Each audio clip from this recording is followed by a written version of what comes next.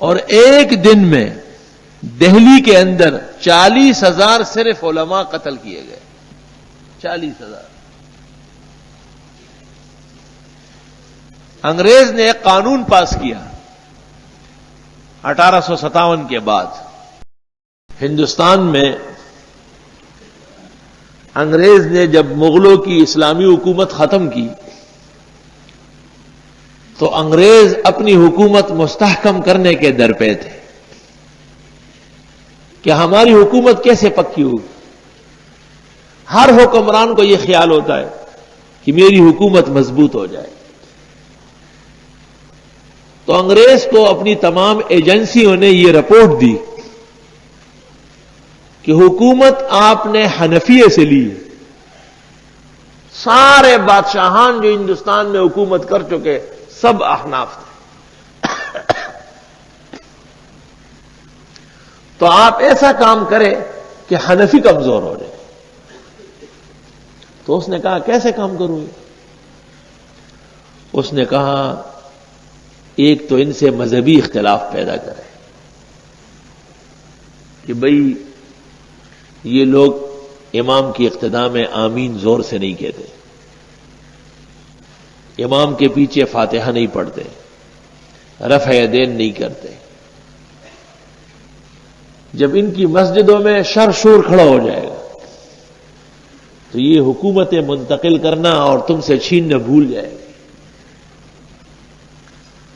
تو اس کے لیے بنارس سے شمس الدین عظیم آبادی اور ان کے اتباع نکالے گئے، خریدے گئے، اور انہوں نے اس موضوع پر رسائل و جرائد لکھنے شروع کیے.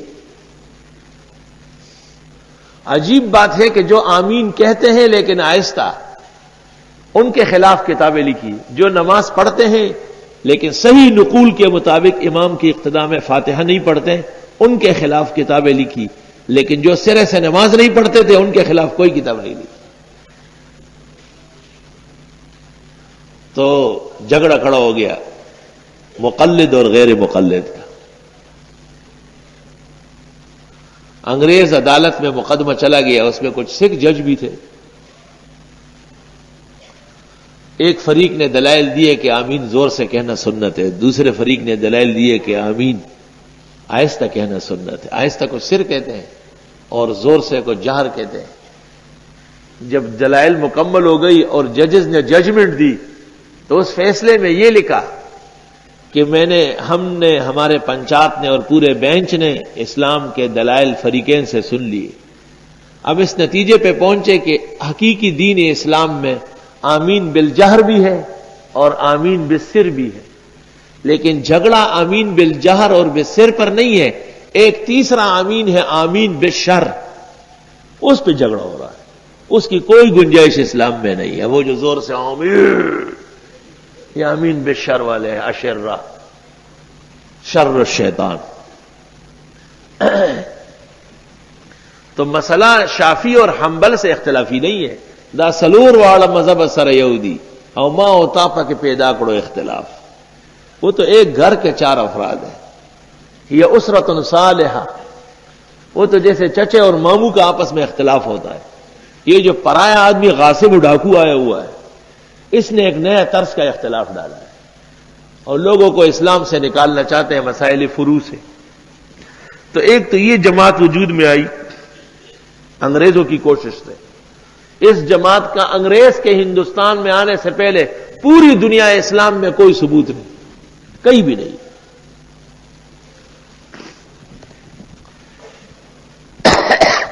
یہ جتنے رجال ہیں بخاری، مسلم، ترمذی، ابو داؤد، موطئین، سننین کے جتنے رجال ہیں، آپ ان کی تاریخ دیکھیں کسی ایک امام کے مقلد. کوئی مسلمان غیر مقلد ہو ہی نہیں سکتا، کیونکہ مسلمانوں کو بزرگوں پہ، دینی علماء پر بڑا اعتماد ہوتا ہے، اور کسی نہ کسی عالم پر جس کو جس عالم کی فقہ اور روایات مل رہی تھی اس پر عمل کرتے تھے. کیسا ختم. اس کے بعد کہا گیا کہ بھئی پورا نقصان نہیں ہوا حنفیوں کا، دلائل میں قوی ہے اور بہت میدان میں آ گئے. تو پھر کہا گیا کہ اچھا ایسا کرو کہ یہ لوگ بزرگوں کو نہیں مانتے، اولیاء اللہ کی قبروں پر نہیں جاتے، فیوزات اور کرامات اور برکات کے قائل نہیں ہے، جب یہ خود مسلمان نہیں ہے تو ان کے ساتھ مل کر انگریز کے خلاف جہاد کرنا کون سا ثواب ہے؟ تو بدعتی فرقہ وجود میں آیا۔ اخبار میں آتا ہے کہ مولوی احمد رضا خان صاحب نے اتنی کتابیں لکھی، اس تمام فہرست میں دیکھے کوئی ایک کتاب انگریز کے خلاف ہے۔ انگریز نے یہاں آ کے احسان کیا تھا، اسلامی آئین کو تس نس کیا، مسلمان شہزادوں کی آنکھیں نکلوائی، ان کو تختہ دار پہ چڑھایا، اور ایک دن میں دہلی کے اندر 40,000 صرف علماء قتل کیے گئے۔ 40,000۔ انگریز نے ایک قانون پاس کیا 1857 کے بعد کہ جس کا اونچا پاجامہ ہو اور سر ڈھکا ہوا ہو ان کو قتل کرے۔ 3 دن کے بعد انگریز کو رپورٹ مل گئی کہ 40 لاکھ مسلمان ختم ہو گئے، اب کوئی باقی نہیں ہے، تو فوراً انگریز کو قانون اٹھانا پڑا، قتل عام ہو گیا پورے ہندوستان میں۔ سوال یہ ہے کہ اتنے بڑے فاشی اور اس قدر مفسد اور مجرم کے خلاف کوئی کتاب نہیں لکھی گئی۔ الکوکبۃ الشہابیہ فی رد ابی الوہابیہ، حسام الحرمین، فلانا فلانا، بھئی کوئی ایک کتاب دکھاؤ مرزا کے خلاف لکھی ہوئی، کوئی ایک کتاب دکھاؤ جہاد کے موضوع پر، کوئی ایک کتاب دکھاؤ انگریز کے خلاف، یہ غزو یہ میدان، کوئی دکھا دے، نہیں دکھا سکتے۔ یہ 2 فرقے موحدین اور احناف کے خلاف وجود میں آئے، تو پھر اس کے بعد مرزا غلام احمد کو کہا کہ بیٹے اب تو میدان میں آؤ، اب تو ان میں شگاف پڑ گئے ہیں، ایک فرقہ وہ اختلاف کر گیا، ایک فرقہ یہ، اب آپ آ جائے اور یہ کہہ دے کہ دینی محمدی ختم ہو چکا ہے، اب میں نیا پیغمبر آ چکا ہوں۔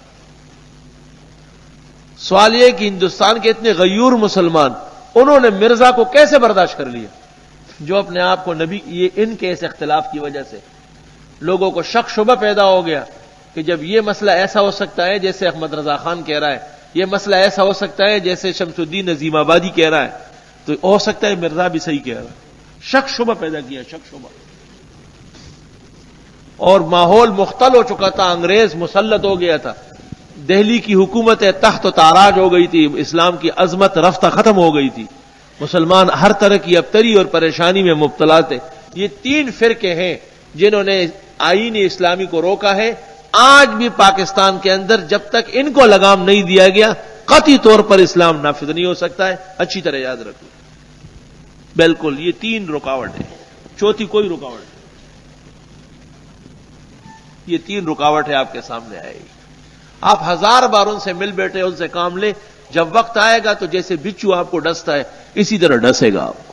السلام علیکم جی دوستو، آپ نے دیکھا اور سنا شیخ مفتی ظفر علی خان رحمۃ اللہ علیہ کو کہ شیخ مفتی ظفر علی خان رحمۃ اللہ علیہ کیا بیان فرما رہے تھے۔